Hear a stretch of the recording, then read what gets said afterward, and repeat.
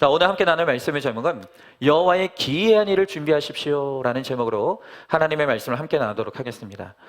우리도 잘 아는 사람이에요. 미국의 매우 유명한 토크쇼 진행자인 오프라 윈프리 쇼가 있죠. 어느 날 이 오프라 윈프리가 방청객들에게, 자신의 쇼에 방청객으로 참여하는 사람들에게 우리나라 돈으로 3,200만 원짜리 자동차를 선물한 그런 이벤트가 있었습니다. 이 오프라 윈프리는 사전에 자동차가 꼭 필요한 사람들에게 사연을 보내달라는 요청을 했습니다. 그리고 그 요청대로 사연을 보낸 사람들을 방청객으로 초대를 했어요. 그날 초대된 사람이 276명이었는데 그 276명 중에 12명을 선정해서 3천만 원이 넘는 자동차를 주기로 한 거예요. 여러분, 그래서 그 현장에서 11명을 먼저 뽑아서 무대 위로 올렸습니다. 이제 나머지 한 명의 주인공이 남은 거예요. 그 한 명의 주인공을 뽑기 위해서 그 자리에 있던 청중들에게, 관객들에게 자그마한 상자를 다 나눠줬습니다. 그리고 말합니다. 여러분 가운데 나머지 한 사람이 있습니다. 이제 상자를 열게 될 텐데 그 상자 속에 열쇠가 들어있는 사람이 바로 오늘의 12번째 주인공입니다 라고 말했습니다. 그래서 이제 이 오프라 윈프리가 사인에 따라서 모든 방청객들이 자기에게 주어진 상자를 똑같이 열었어요. 그 열 때 이 방청객들의 심정이 뭐겠습니까? 내가 그 주인공이었으면 좋겠다. 내가 가지고 있는 상자에 그 나머지 하나의 자동차 열쇠가 들어있었으면 좋겠다. 너무너무 두근거리는 마음으로 자기에게 주어진 그 상자를 열었어요. 그런데 그 상자를 모두 일시에 여는 순간 그 스튜디오 안은 환호성으로 떠나갈 듯이 가득 차게 됐어요.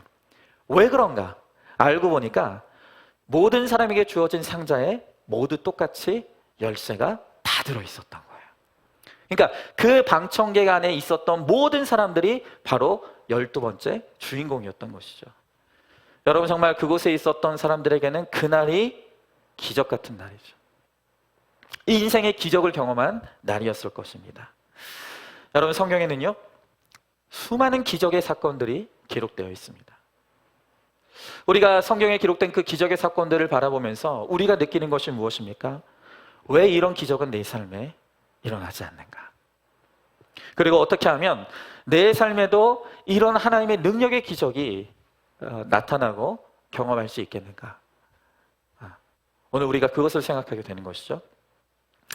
자, 지금 우리가 여호수아서를 보고 있습니다. 이제 이스라엘 백성들이 정탐꾼을 보내고 그 정탐꾼들이 돌아왔어요.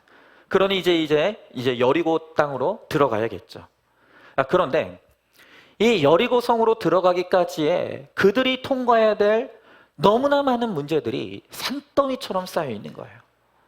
일단 지금 그들 앞에 놓여 있는 가장 큰 문제는 무엇이냐면 이 요단강을 건너야 되는 거예요. 여러분, 여리고 땅을 차지하기 위해서는 그들 앞에 놓여 있는 이 요단강을 반드시 건너야 되는 거예요. 근데 문제는 뭐냐면 이 요단강이 너무 창이란 거예요.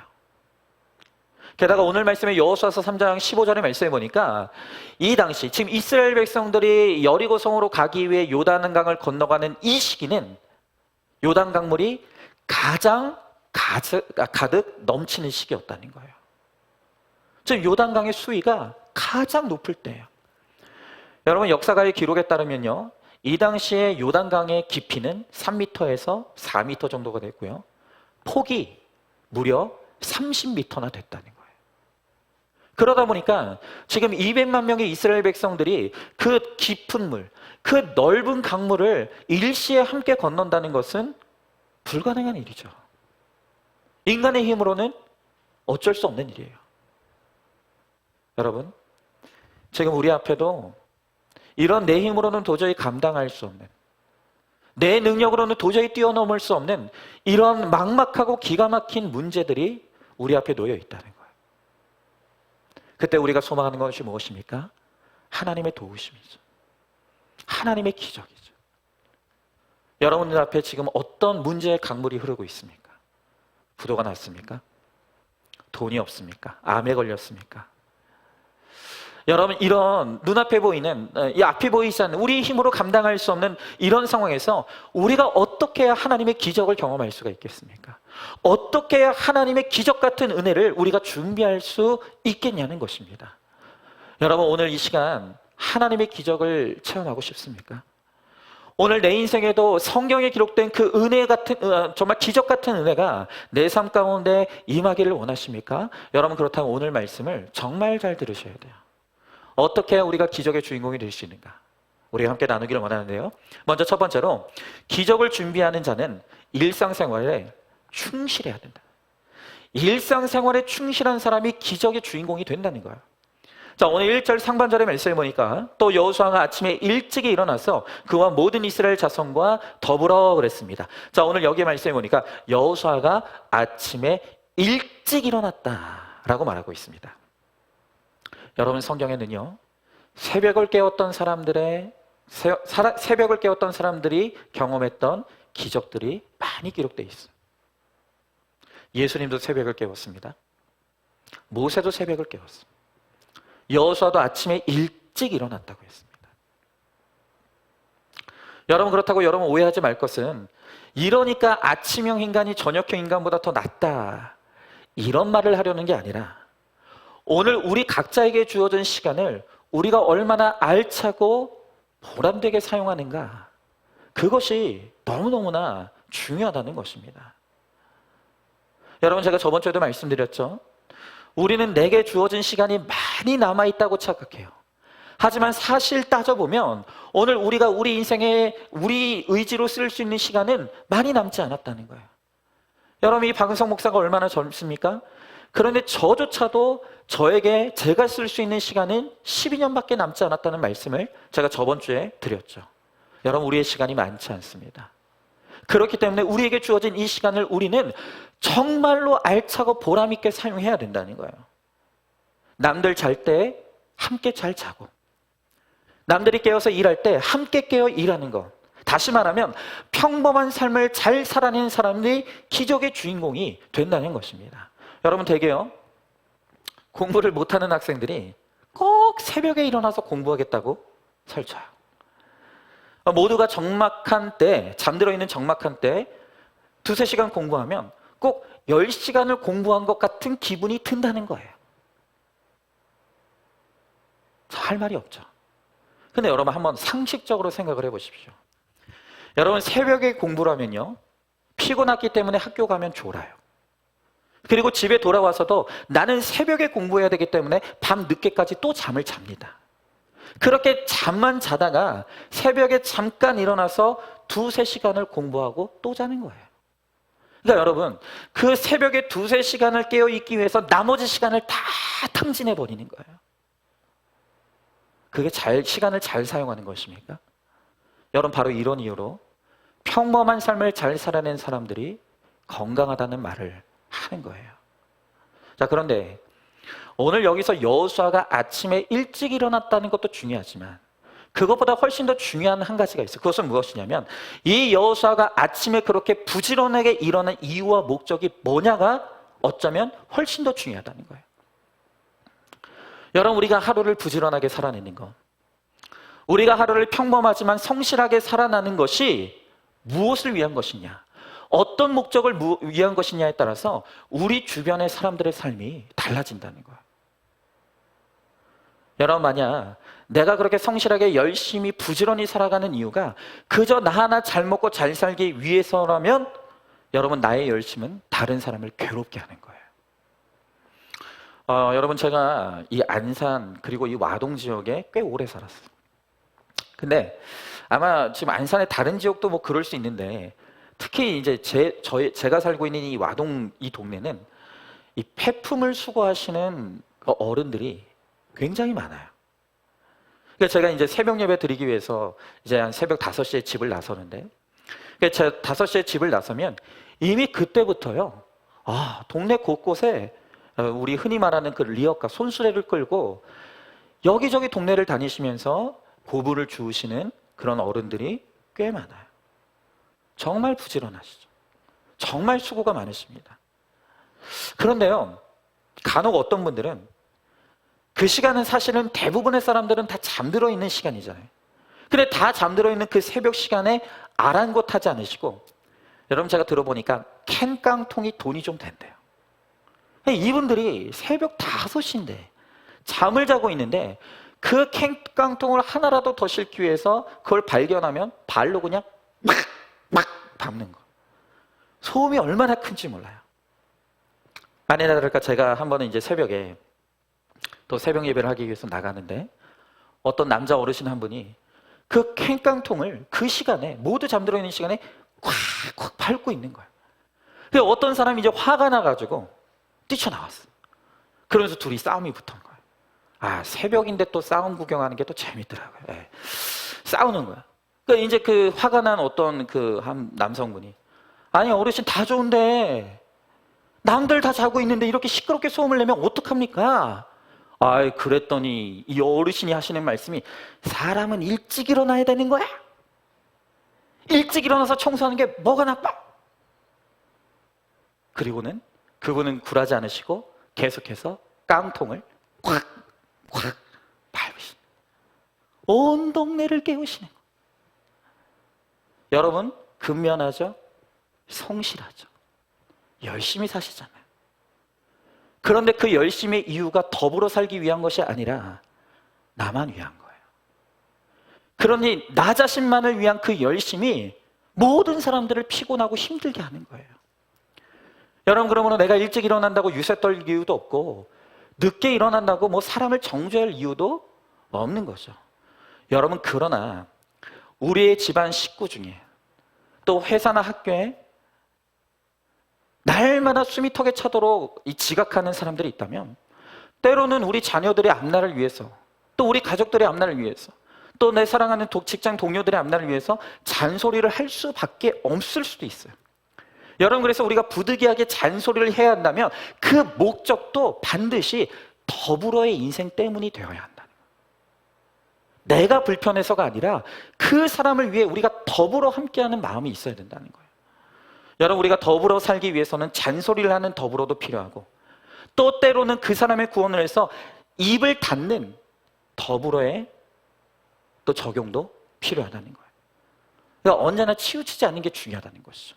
여러분, 제가 아까 오프라 윈프리 쇼에 대해 이야기를 했는데, 이 자동차를 꼭 받아야 되겠다는 사연을 보낸 사람 중에는 자기 자신의 사연을 보내지 않은 사람들도 있었다는 거예요. 그 가령 예를 들면, 엄마가 너무 불쌍해서 내가 우리 엄마가 새로운 자동차를 좀 얻었으면 좋겠다 해서 엄마를 위해 자녀가 사연을 신청하는 사람도 있었어요.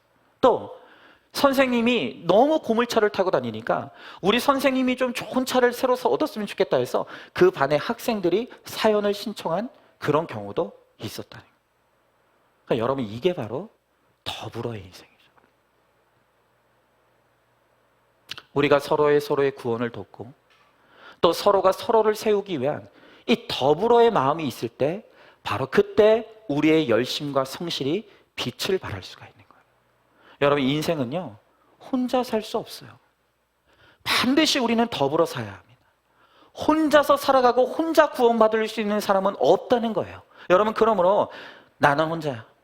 인생은 뭐 결국 혼자야. 자식도 뭐 마누라도 뭐 남편도 다 쓸데없어. 여러분, 이런 말 하지 마시고, 내가 어떻게 하면 더불어의 인생을 살아갈 수 있을 것인가? 우리가 이 더불어의 인생이 우리 인생의 목적이 되어야 한다. 여러분, 한번 질문해 봅니다. 취침과 기상과 정리정돈, 식승가는 가정생활에서 내가 지금 더불어가 잘 안 되는 부분이 어떤 것입니까? 내 방식이 무조건 옳다고 다른 식구들을 괴롭게 하고 있지는 않습니까? 자, 이어지는 1절 하반절부터 3절 상반절에 보니까 시딤에서 떠나 요단에 이르러 건너기 전에 거기서 유숙하니라. 사울의 관리들이 진중으로 두루다니며 백성에게 명령하여 이르되 그랬어요. 자, 오늘 성경에 보니까 아침에 일찍 일어나서 이스라엘로 더불어 시딤에서 떠났다라고 합니다. 여러분, 이들이 시딤에서 떠났다라고 할 때 이 시딤은 어떤 곳이냐면, 이스라엘 백성들이 광야 생활을 할 때 모압 여인들과 음행을 벌였던 죄악의 장소예요.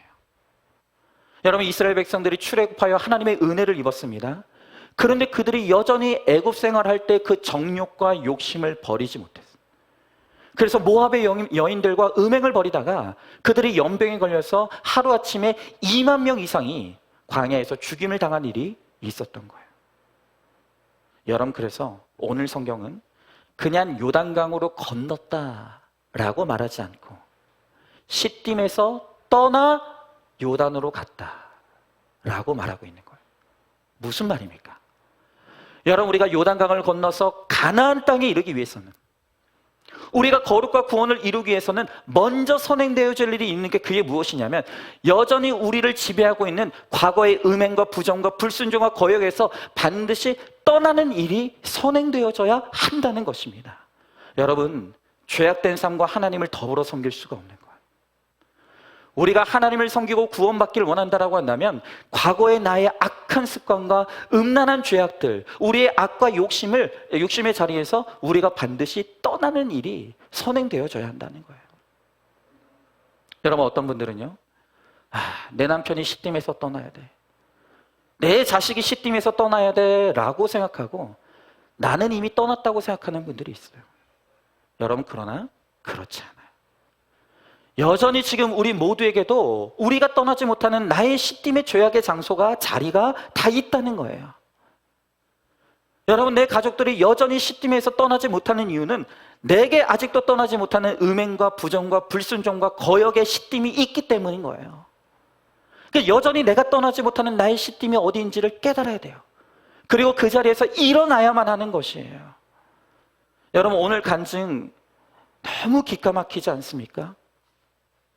목회자가 혼외가정을 만들고 그러면서도 여전히 목회를 하고 있대요. 목회자인데도 떠나지 못하는 시딤이 있는 거예요. 여러분, 목회자가 그렇다라고 한다면 여러분들도 오늘 지금 여러분들이 떠나야 될 나의 시딤의 자리가 다 있다는 거예요. 그 시딤에서 일어나서 떠나야지만 우리는 요단강을 건너 나의 가나안 천국으로 들어갈 수 있다는 거예요. 여러분, 한번 질문해 봅니다. 내가 떠나야 될 시딤, 남편과 자녀가 떠날 수 있게 내가 도와야 될 우리 집안의 시딤이 무엇이라고 생각하십니까? 두 번째로, 전하는 자의 말에 귀를 기울여야 돼요. 우리가 기적의 주인공이 되려면 전하는 자의 말에 귀를 기울여야 된다. 자, 오늘 본문의 2절부터 4절의 말씀해 보니까 사울의 관리들이 진중으로 두루다니며 백성에게 명령하여 이르되, 너희는 레위 사람 제사장들이 너희 하나님 여호와의 언약궤 매는 것을 보거든 너희가 있는 곳을 떠나 그 뒤를 따르라. 그러나 너희와 그 사이 거리가 2000규빗쯤 되게 하고 그것에 가까이 하지는 말라. 그리하면 너희가 행할 길을 알리니 너희가 이전에 이 길을 지나보지 못하였음이니라 하니라 그랬습니다. 여러분, 오늘 200만 명이 되는 이스라엘 백성들을 지도하는 지도자들이 있어요.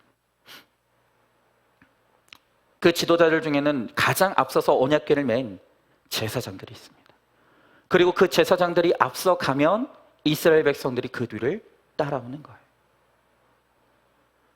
여호수아가 관리들에게, 그리고 관리들은 백성들에게 제사장의 말을 잘 듣고 그들의 뒤를 잘 따르라라고 오늘 강하게 권면하는 것입니다. 여러분, 우리 앞에 아무리 큰 사건과 문제가 있다 할지라도 제사장의 말을 잘 듣고 또 여호수아와 관리들의 말을 잘 듣고 있으면 우리가 그 문제들을 얼마든지 뛰어넘을 수가 있는 거예요. 여러분, 이렇게 하나님이 세우신 이 믿음의 지도자들을 잘 따라가는 것이 우리가 기적의 주인공이 되는 비결이라는 거예요. 여러분, 그러나 우리 앞에 세워진 제사장이 마음에 안 든다고, 또한 내 가정에, 내 직장에 세워진 윗질서가 마음에 들지 않는다고 내 마음대로 행하고 내 뜻대로 행하면 여러분, 요단강을 건널 수가 없어요. 여러분, 우리가 자꾸 100% 죄인이라고 하죠. 우리가 100% 죄인이라는 말의 뜻은 무엇이냐면 우리가 자꾸 잘못 행하려는 본능이 있는 거예요. 어떤 분들은 내 감을 믿는 사람들이 있어요. 내 감을 생각하니까 이렇게 해야 될 것 같아, 이리로 가야 될 것 같아. 여러분, 여러분의 감을 믿으면 안 돼요. 여러분의 감이라고 하는 것도 죄에 오염됐어요. 여러분, 그렇기 때문에 내 느낌에, 내 감에는 이렇게 행동해야 될 것 같고 이 길로 가야 되겠다고 생각하면 여러분 딱 그 반대로 행하는 것이 여러분들이 사는 길일 가능성이 많아요. 왜요? 우리는 죄에 오염된 존재이기 때문에. 내가 생각하는 그 생각과 느낌과 감정까지도 다 지금 오염되어 있다는 거예요. 여러분, 그래서 하나님께서 우리 마음대로 행하지 말라고 하나님의 지도자들, 믿음의 지도자들 세워서 그 지도자들의 인도를 따라 하나님이 우리의 삶을 인도해 가신다는 거예요. 여러분, 그렇기 때문에 하나님을 신뢰한다면 여러분은 반드시 하나님이 세우신 지도자도 신뢰할 줄 알아야 되는 거예요. 그런데 이렇게 말하면 어떤 분들은 뭐 말하죠. 여호수아도 박 목사도 같은 인간 아니야. 같은 죄인 아니야. 근데 뭐 같은 인간인데 왜 우리가 꼭 그 말을 들어야 돼? 아니, 내가 저 목사의 말을 들었다가 내 인생 망하면 누가 책임질 건데? 여러분, 이렇게 생각하면서 순종하지 않는 거예요. 그러니까 굉장히 위험한 겁니다. 근데 또 제가 이렇게 말하면 또 어떤 분들은 또 삐뚤어 들어서 또 이렇게 말하죠. 저 봐, 저 목사도 목사 말 안 들으면 재앙이 온다고 말하는, 이게 무속신앙하고 뭐가 달라? 이렇게 말하는. 여러분, 저는요, 제가 하는 모든 말이 정답이라고 생각하지 않아요. 때로는 목사의 말이 옳지 않을 수도 있어요. 여러분, 그러나 지금 당장 지금 내 앞에 요단강이 있고 우리가 구원을 향해서 가고 있는데 우리가 지도자를 믿지 않으면, 그리고 내 마음대로 내 멋대로 행하면 어떻게 우리가 요단을 건너서 구원으로 갈 수가 있겠습니까? 여러분, 비록 인간 지도자는 부족할 수 있어요. 연약할 수 있어요. 그러나 하나님은 그 부족한 지도자를 통해서도 실수 없이 실패 없이 하나님의 백성들을 인도해 가신다는 거예요. 여러분, 그러므로 오늘 여러분들은 여러분들을 위해서 세워진 지도자와 질서를 순종할 줄 알아야 돼요. 한번 질문해 봅니다. 나는 교회의 목사와 가정의 어른과 직장의 상사를 하나님이 세워주신 지도자로 믿고 따르고 있습니까? 세 번째로, 우리가 기적의 주인공이 되기 위해서는 스스로 성결하게 해야 돼요. 자, 오늘 5절 6절의 말씀에 보니까 여호수아가 또 백성에게 이르되 너희는 자신을 성결하게 하라. 여호와께서 내일 너희 가운데 기이한 일들을 행하시리라. 여호수아가 또 제사장들에게 말하여 이르되 언약궤를 메고 백성의 앞서 건너라 하매 곧 언약궤를 메고 백성의 앞서 나아가니라 그랬어요. 여러분, 오늘 여호수아가 이스라엘 백성들을 향해서 너희는 자신을 성결하게 하라. 여러분, 그러면 어떻게 하는 것이 스스로를 성결하게 하는 것입니까? 여러분, 하나님께서 특별하게 쓰시길 원하는 사람, 하나님께서 특별하게 사랑하시는 사람에게는 특별한 준비를 요구하시는 거예요. 여러분, 그러면 하나님께서 우리를 거룩하게 하시기 위해서 특별히 준비한 것이 무엇입니까? 그것이 바로 내 옆에 있는 사람들이에요. 오늘 여러분들의 옆에 강팍한 남편을 붙이셨습니까? 힘든 시부모님을 붙였습니까? 도저히 순종할 수 없는 사장을 붙이셨습니까? 여러분, 그것이 바로 하나님이 나에게 특별한 준비를 요구하시는 거예요. 하나님을 나를 특별히 성별하시기 위해서 하나님이 붙여주신 훈련의 도구인 거예요. 그러니 내 옆에 힘든 사람이 있다면 하나님이 나를 특별하게 구별시키시고 특별하게 훈련시키셔서 특별하게 쓰시겠구나 라고 믿고 할렐루야 해야 되는 거예요. 여러분, 이게 바로 스스로를 성결케 해야 되는 거예요. 이게 바로 구별된 거룩한 생각이라는 거예요. 여러분, 내 고난은 하나님의 특별한 훈련임을 알아야 되는 거예요. 여러분, 하나님이 쓰시지 않는 사람에게는 고난도 없어요. 그러나 하나님이 귀히 여기는 사람일수록, 하나님이 기대하는 사람일수록, 또 하나님이 쓰시길 원하는 사람일수록 하나님은 특별한 고난으로 그를 훈련하시고 연단하시고 준비시키신다. 여러분, 그러므로 여러분 가운데 특별한 연단이 있습니까? 특별한 고난이 있습니까? 그렇다면 하나님께서 여러분들 특별히 사랑하시고 특별하게 쓰시길 원하신다는 것을 믿고 오늘 그 가운데 우리가 거룩을 향해서 나아가는 우리가 될 때 하나님께서 나를 통해 우리를 기적의 주인공으로 사용해 주신다는 거예요. 여러분, 한번 질문해 봅니다. 질병과 돈 문제, 대신의 사건 속에서 내가 바라는 여호와의 기이한 일이 무엇입니까? 기적을 경험하기 위해 특별한 사건이 내게 일어나도 세상 사람들과 다르게 반응하는 구별될 가치관이 우리에게 있습니까? 큐티를 통해 날마다 욕심과 원망을 끊으며 성결케 하십니까? 자, 마지막 네 번째로 우리가 요단강을 기적의 주인공이 되기 위해서는 최소한의 순종이 필요하다는 거예요. 자, 오늘 7절부터 14절 좀 길지만 제가 다시 읽어보겠습니다. 여호와께서 여호수아에게 이르시되 내가 오늘부터 시작하여 너를 온 이스라엘 목전에서 크게 하여 내가 모세와 함께 있었던 것 같이 너와 함께 있는 것을 그들이 알게 하리라. 너는 언약궤를 맨 제사장들에게 명령하여 이르기를 너희가 요단 물가에 이르거든 요단에 들어서라 하라. 여호수아가 이스라엘 자손에게 이르되 이리 와서 너희의 하나님 여호와의 말씀을 들으라 하고 또 말하되 살아계신 하나님이 너희 가운데 계시사 가나안 족속과 헷 족속과 히위 족속과 브리스 족속과 기르가스 족속과 아모리 족속과 여부스 족속을 너희 앞에서 반드시 쫓아내실 줄을 이것으로써 너희가 알리라. 보라, 온 땅의 주의 언약궤가 너희 앞에서 요단을 건너가나니 이제 이스라엘 지파 중에서 각 지파에 한 사람씩 12명을 택하라. 온 땅의 주 여호와의 궤를 맨 제사장들의 발바닥이 요단물을 밟고 멈추면 요단물 곧 위에서부터 흘러내리던 물이 끊어지고 한 곳에 쌓여 서리라. 백성이 요단을 건너려고 자기들 장막을 떠날 때 제사장들은 언약궤를 메고 백성 앞에서 나아가니라 그랬습니다. 여러분, 이제 이스라엘 백성들이 요단강을 건너려고 해요. 근데 그때 하나님께서 이스라엘 백성들에게 요구하시는 것이 무엇이냐면 최소한의 순종을 보이라는 거예요.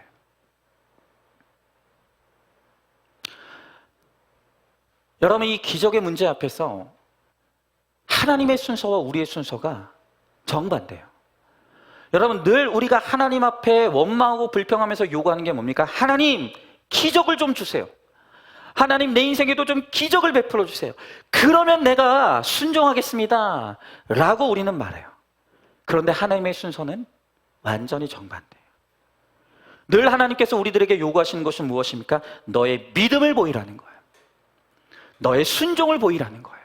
그러면 순종하는 그 믿음을 통해서 내가 기적을 일으키겠다고 오늘 우리들에게 그렇게 말씀하시는 거예요. 여러분, 오늘 말씀도 마찬가지예요. 오늘 말씀을 보면 하나님께서 이스라엘 백성들에게 요단강을 건너라고 할 때 먼저 요단강을 가르시고 그들에게 건너가게 하지 않으셨어요. 오늘 하나님의 일하심의 순서는 뭐냐면 하나님께서 이스라엘 백성들에게 여전히 창일하게 흐르는 그 요단강 물에 너희 발을 담그라는 거예요. 전혀 이 요단강은 요동하고 있지 않지만 그럼에도 불구하고 하나님의 명령에 순종하여 오늘 너희의 발을 요단강에 담그라는 거예요. 그러면 너희가 기적을 보게 될 것이라는 거예요. 하나님께서 우리들에게 기적을 먼저 주시는 것이 아니라 순종을 먼저 요구하신다는 거예요. 여러분, 요단강을 건너는 이 기적에 비하면 내 발을 요단강 물에 담그는 거 아무것도 아닌 것 같아요. 이런 순종이 무슨 일을 일으킬 수 있을지 우리는 모르겠어요. 여러분, 그러나 내가 하나님 앞에 순종하는 그 최소한의 믿음의 순종이 없으면 그 어떤 기적도 일어나지 않는다는 거예요. 여러분, 지금 내 눈앞에 요단강 물이 흐르고 있어요. 하나님의 말씀만 의지해서 그 요단강으로 들어가면 죽을 것 같아요. 내가 망할 것 같은 거예요. 여러분, 그러나 그때 하나님은 우리들에게 하나님에 대한 믿음과 신뢰를 요구하시는 거예요. 너의 믿음을 나에게 보여주라는 거예요. 너의 신뢰를 나에게 보여주라는 거예요. 여러분, 생각해 보십시오. 내가 하나님에 대한 믿음도 신뢰도 없이 나에게 기적을 베푼다라고 한다면 여러분, 그게 우리의 믿음이 될 것 같습니까? 그렇지 않아요. 그렇지 않다고요. 하나님은 우리가 준비된 믿음의 그릇만큼만 우리 안에 역사하시는 거예요. 우리의 믿음이 준비돼야 그 안에 기적이 생겼을 때 그것이 하나님의 역사임을 우리가 믿고 고백하고 영광 돌릴 수 있는 것이죠. 여러분, 모세도 마찬가지였습니다. 하나님은 출애굽하는 이스라엘 백성들 앞에 홍해바다를 두고 모세로 하여금 홍해바다 앞에 지팡이를 들라고 말씀하셨어요. 먼저 홍해바다를 가르고 그들로 지나간 게 아니라 여전히 홍해바다는 물이 넘실거리고 있었지만 모세를 향해서 지팡이를 들라는 거예요. 여러분, 생각해 보십시오. 이게 쉬운 일일 것 같습니까? 지금 200만 명의 이스라엘 백성들이 모세 한 사람만 쳐다보고 있어요. 그런데 모세가 하나님의 명령대로 지팡이를 들었는데 홍해가 안 갈라지면 어떡할 거예요? 안 갈라지면 이 망신이잖아요. 창피해서 어떡합니까? 여러분, 그렇기 때문에 모세가 하나님의 말씀에 순종해서 지팡이를 드는 것이 아무것도 아닌 일인 것 같지만 여러분, 절대로 그 작은 순종이 쉬운 게 아니었다는 거예요. 그러나 모세가 하나님의 말씀에 의지해서 그 최소한의 믿음으로, 최소한의 순종으로 그의 손에 든 지팡이를 들었을 때 비로소 홍해가 갈라지는 기적이 일어나는 거예요.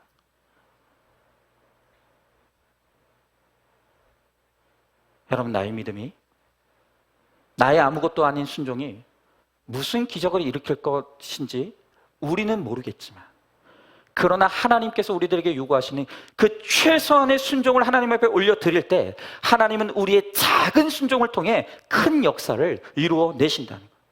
여러분, 저도 그랬어요. 제가 김양재 목사님을 통해서 큐티 목회 구속사의 복음의 비전을 깨닫게 됐을 때 하나님께서 이 길로 가라는 거예요. 그 너무 두려운 게 뭐냐면 아무도 이 길을 간 사람이 없는 거예요. 길이 없는 거예요. 김양재 목사님과 우리들 교회가 이런 뭐 간증, 뭐 큐티, 뭐 이런 거로 했지만 그 외에 그 어떤 교회에서도 이거를 함께 따라서 이 길을 간 교회가 없었어요. 길이 없는데, 누구도 이 길을 간 사람이 없는데 저에게 길이 없는 이 길을 가라는 거예요. 얼마나 두려웠겠습니까? 여러분, 요즘 우리 청소년 청년들은요, 서로 만나서 친구를 맺을 때 가장 먼저 서로에게 확인하는 게 뭐냐 하면 MBTI입니다. MBTI. 우리 청소년 청년들은요, 너 MBTI가 뭐야? 너 MBTI가 뭐야? 그걸로 서로를 파악하고 서로 친해져요. 그러니까 여러분, 우리 어른들도요, 뭐 아무것도 아니다 그렇게 생각하지 마시고 한 번쯤 MBTI 검사해보세요. 근데 여러분, 저는 제가 MBTI를 검사를 해보면요, 항상 똑같이 나와요. 저의 MBTI는 ISTJ예요. 이게 뭐냐면 매우 소심하고 매우 계획형. 저는 이걸 소심하다고 말하고 싶지 않고 신중하다고 말하고 싶어요. 저는 굉장히 신중한 사람이고 굉장히 계획형 인간이에요. 그래서 저는요, 길도요, 가본 길이 아니면 절대 안 가요. 안 가본 길을 갈 때는 절대 제 감으로 가지 않고 저는 내비를 켜고 가까운 거리도. 요즘 여러분, 내비가 어쩔 때는 가까운 길도 막 뺑뺑 돌릴 때가 있잖아요. 저는 불평하지 않습니다. 내비가 인도하심을 따라 저는 순종하며 따라가는 거예요. 왜요? 저는 모험을 하지 않는 사람이에요. 식당도요, 가본 식당만 갑니다. 사람도요, 만나본 사람만 만납니다. 일도요, 해본 일만 합니다. 여러분, 이번 주에요, 저희 동네에 카페 하나가 생겼어요. 이거 아주 인테리어를 근사하게 했더라고요. 카페 하나가 열렸어요. 막 이벤트도 하고 막 이래요. 제가 그 카페를 갈게요, 안 갈게요? 안 가죠. 왜? 가본 데가 아니니까. 근데 이제 제 아내랑 부딪히게 됐어요. 왜? 제 아내는 또 안 가본 데 가는 게 취미예요. 그러니까 이제 제 아내는 우리 동네에 또 새로운 카페가 생겼는데 여보, 저희 가서 한번 우리 커피 마셔보자. 그러니까 저는 이제 또 그러는 거죠. 안 가봤잖아. 아니 뭐 비싼 돈 아니더라도 저희 가서 커피 샀다가 맛없으면 어떡해. 난 안 가. 먹지 마. 안 먹어. 다른 데 가자. 근데 우리 집사람은 기어이 안 가본 거기 가서 커피를 마셔보겠다. 결국 제 아내의 고집이 이겼어요. 그래서 커피를 사서 마셨는데 제가 올해 먹어본 커피 중에 제일 맛이 없었어요. 네. 여러분, 제가 어디라고 말할 수는 없는데 하여튼 이 동네에 새로 본 카페에 있으면 이러면 또 안 되지. 네. 하여튼 저는 그런 사람이에요. 저는요, 계획이 있어야 되고 그리고 경험이 있어야 돼요. 안 해본 거, 안 가본 곳 절대 가지 않아요. 그런데 하나님은 제가 한 번도 듣도 보지 못한 이 큐티 목회 구속사의 복음의 길로 가라는 거예요. 가라는 거예요. 여러분, 그러니 저 같은 사람이 지금 한 번도 누구도 간 적이 없는 이 큐티 목회 구속사의 복음을, 이 복음의 길을 가고 있다는 게 이게 제 기질과 성격으로 가고 있는 게 아니라는 것을 여러분들이 알아야 돼요. 제가 너무너무 두려워하면서 저는 못 갑니다. 아무도 간 사람이 없습니다. 내가 이 길로 가다가 망하면 어떡합니까? 하나님 앞에 원망 불평하며 주저하고 있을 때 하나님이 저를 고난 가운데 밀어 넣으시고 하도 제가 순종을 안 하니까 밀어넣으신 거예요. 그래서 억지로, 진짜 하기 싫었는데 억지로 순종해서 한 발자국 내디뎠더니 그때부터 길이 하나. 그래서 여기까지 온 거예요.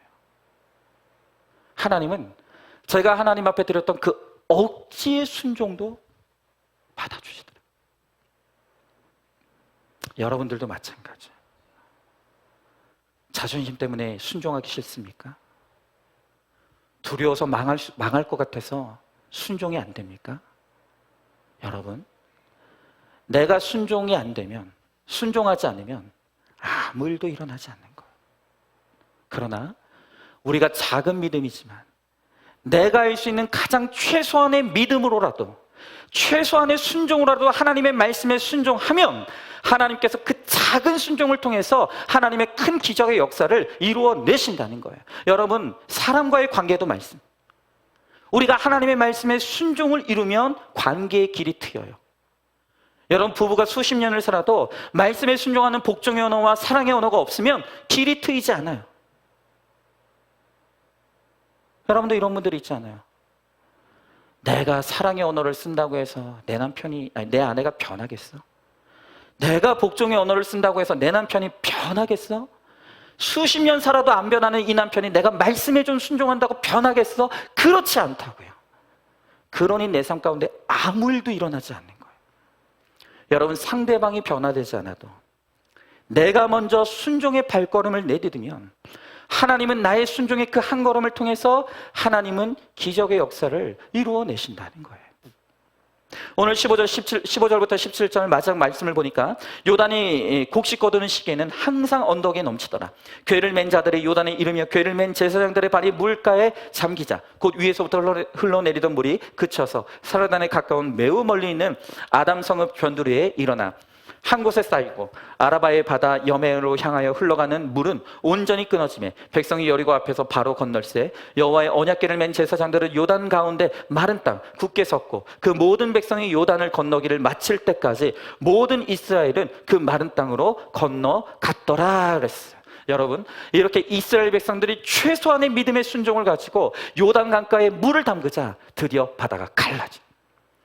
요단강이 갈라지고 그들이 마른 땅을 건넜다 그랬어요. 여러분, 이 오프라 윈프리 쇼에 대해서 이야기했는데 이 쇼에서 방청객들이 자기 상자에 열쇠가 있는 것을 보는 순간 너무 좋아서 실신할까 봐 그때 당시에 구급차를 수십 대를 대기에 놓았었다고 합니다. 여러분, 그런데 생각해 보십시오. 내가 3천만 원짜리 자동차 키 하나만 받아도 그걸 기적같이 여겨서 기절할 것처럼 기쁜데 여러분, 이스라엘 백성들의 눈앞에서 요단강이 갈라졌어. 요단강이 갈라지는 기적같은 은혜가 일어났어. 그러니 이스라엘 백성들이 얼마나 기뻐하고 감격하며 환호를 했겠습니까?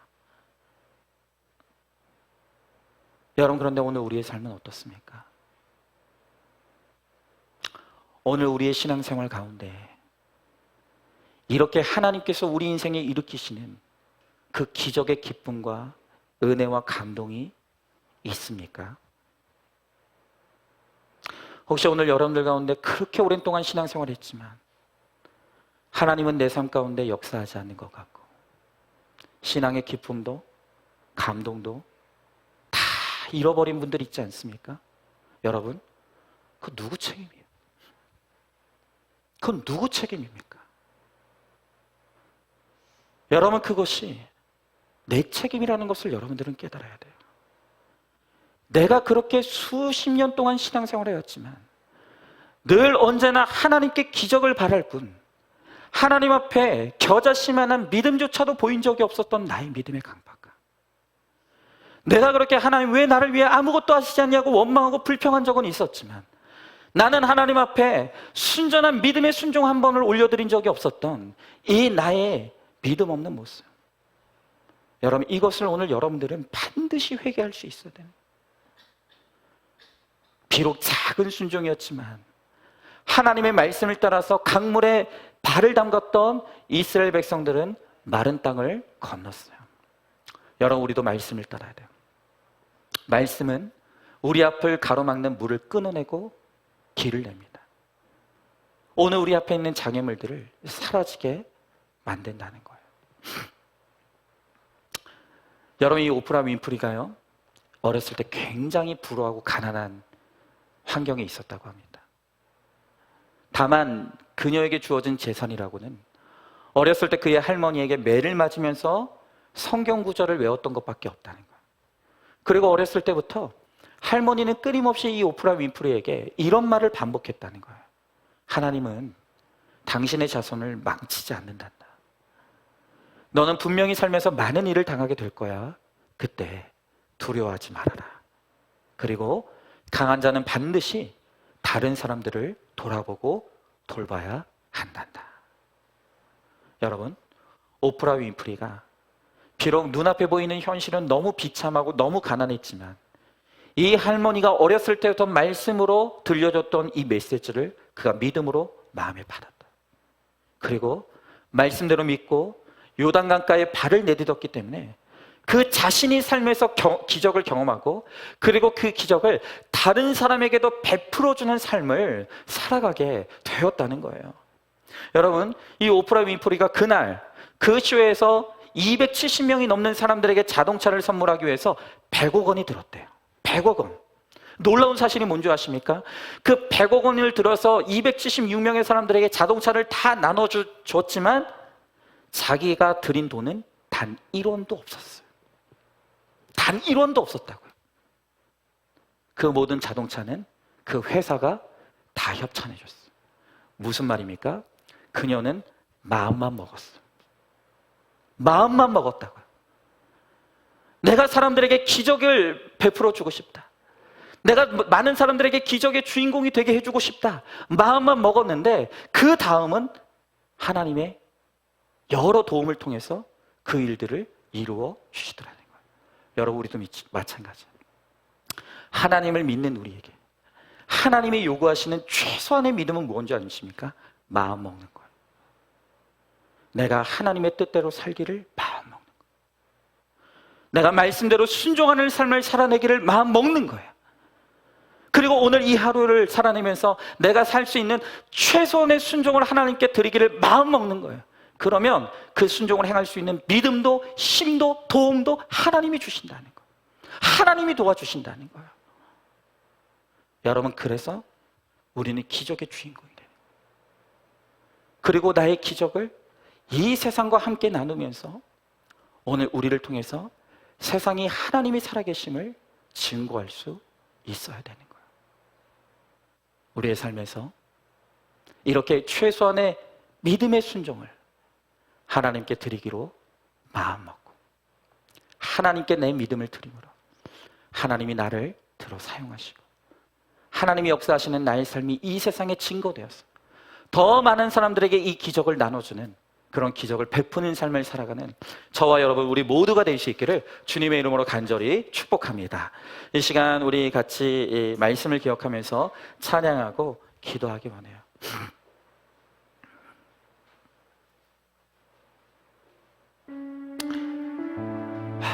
여러분, 저는 사실 오늘 이 중학교 2학년 학생의 간증을 들으면서 참 막막한 생각이 들었어요. 이제 제 나이가 40살 초반인데 내가 걸어가야 될 이 목회의 길이 너무 많이 남아있는데 내가 이 길을 걸어갈 수 있을까? 나도 어느 순간 변질되는 게 아닐까?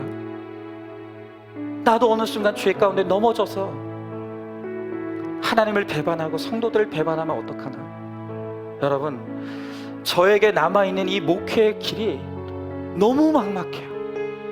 너무 막막해요. 저에게는 이 길을 걸어갈 수 있는 힘이 없어요. 그러나 다만 하나님 앞에 제가 결심하고 하나님 앞에 약속하는 것은 그냥 이 오늘 하루를 살아내는 거예요.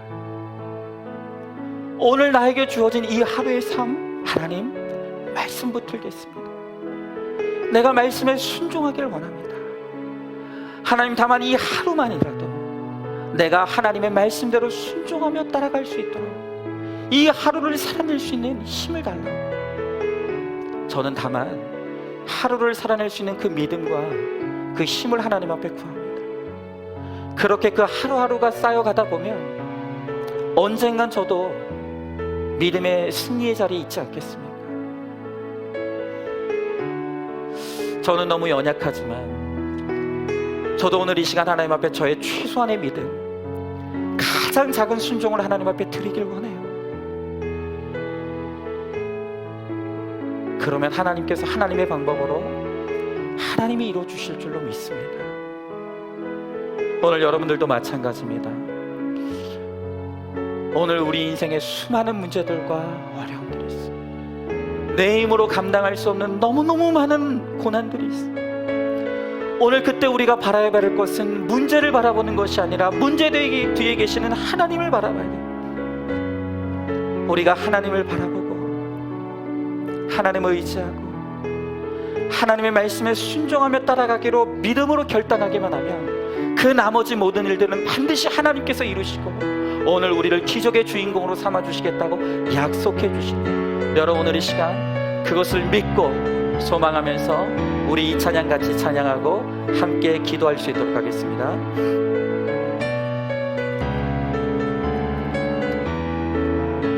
우리 같이 찬양합니다.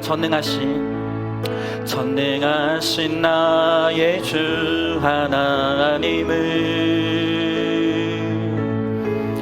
능치 못하실 일 전혀 없네. 우리의 모든 간구도 우리의 모든 생각도 우리의 모든 꿈과 모든 소망도 신실하신 나의 주 하나님을 우리의 모든 괴로움 바꿀 수 있네. 아멘. 불가능한 일 행하시고 죽은 자를 일으키시니 그를 이길 자 아무도 없네. 주의 말씀 의지하여 깊은 곳에 금을 던져 오늘 그가 놀라운 일을 이루시는 것 보라. 주의 말씀 의지하여 믿음으로 금을 던져 믿는 자에게 능치 못함 없네. 우리 한 번 더 찬양합니다. 전능하신 나의 주 하나님을 능치 못하실 일 전혀 없네. 여러분 믿으십니까?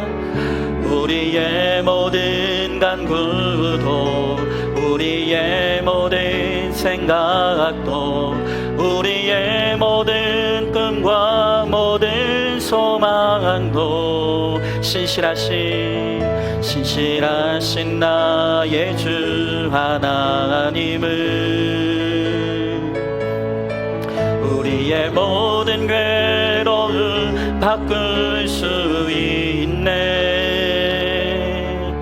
불가능한 일 행하시고 죽은 자를 일으키시니 그를 이길 자 아무도 없네. 아멘. 주의 말씀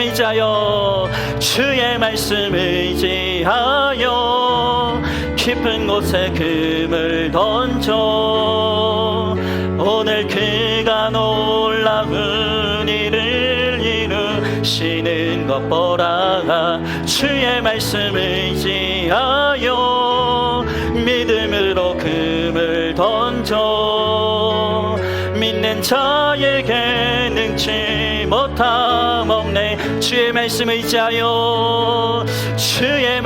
의지하여 깊은 곳에 금을 던져 오늘 그가 놀라운 일을 이루시는 주시는 것 보라. 주의 말씀 의지하여 믿음으로 금을 던져 믿는 자에게 능치 못하. 우리 마지막으로 한 번 더 찬양합니다. 주의 말씀 의지하여, 주의 말씀 의지하여 깊은 곳에 금을 던져 오늘 그가 놀라운 일을 이루시는 것 보라. 주의 말씀 의지하여 믿음으로 금을 던져 믿는 자에게 능치 못하먹네. 여러분, 이 시간 정말 하나님 앞에 회개하기 원합니다. 우리는 늘 하나님을 향해서, 하나님 왜 나를 위하여 일하시지 않습니까? 왜 나에게는 기적을 베풀어 주시지 않습니까? 그토록 하나님을 원망하고 불평했지만 여러분들에게는 하나님을 믿는 그 겨자씨만한 믿음이라도 있습니까? 여러분, 이렇게 수많은 날 동안 신앙생활하면서도 주님께 보여드린 나의 순종이 있었습니까? 늘 내 마음에는 하나님에 대한 불신이 있습니다. 말씀에 대한 의심이 있습니다. 내 인생에서 단 한 번도 하나님을 순전하게 믿고 의지한 적이 없으면서도 늘 내 인생에 위기가 닥치면 왜 하나님 나를 도와주시지 않느냐고, 왜 하나님은 나를 바라보지 않느냐고, 왜 나에게는 기적을 베풀어 주시지 않느냐고 그저 하나님을 원망하고 불평하기에만 바빴던 오늘 우리의 모습이 있지 않습니까? 여러분, 이 시간 오늘 하나님께서 우리들에게 네가 나에게 보여줄 수 있는 최소한의 믿음을 달라고 말씀하십니다. 하나님 우리에게 최소한의 순종을 요구하십니다. 많은 믿음이 아닙니다. 적은 믿음입니다. 대단한 순종이 아니라 최소한의 순종이라도 나에게 달라고 하시면, 그런데 그런 믿음이 우리에게 없습니다. 그런 순종이 우리에게 없습니다.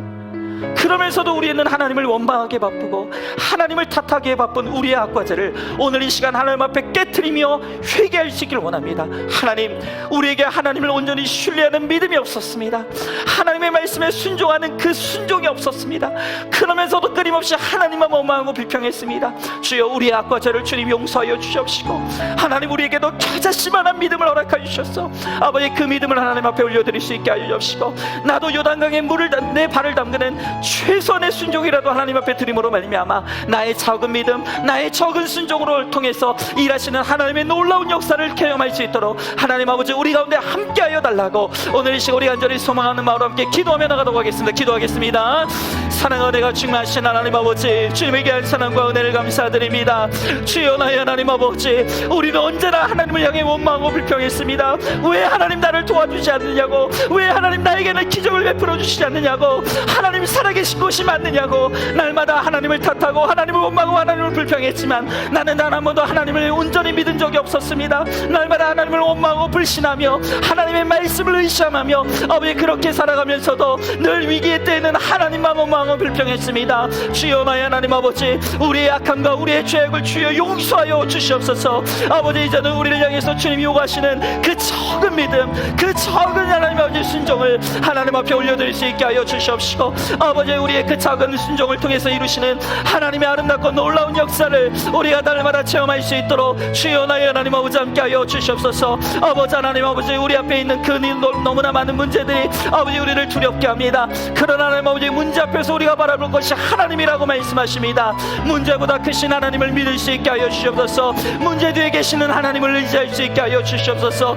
그 문제보다도 능력 있으신 하나님을 바라보게 하여 주시옵시고 아버지, 믿음으로 순종하며 말씀에 의지하여 나감으로 말미암아 아버지 말씀대로 이루어지고 성취되어지는 그 놀라운 주의 기적의 역사가 우리 가운데 펼쳐질 수 있도록 아버지 함께하여 주시옵소서. 그러므로 말미암아 내가 나눈 그 기적을 아버지 많은 사람들에게 나누며 하나님의 살아계심의 증인이 될 수 있도록 주여, 나의 하나님 아버지 함께하여 주시옵소서. 주님 믿습니다. 함께하여 주시옵소서. 주님 도와 주시옵소서. 믿습니다. 아멘. 하나님, 우리가 하나님 앞에 얼마나 악한지요.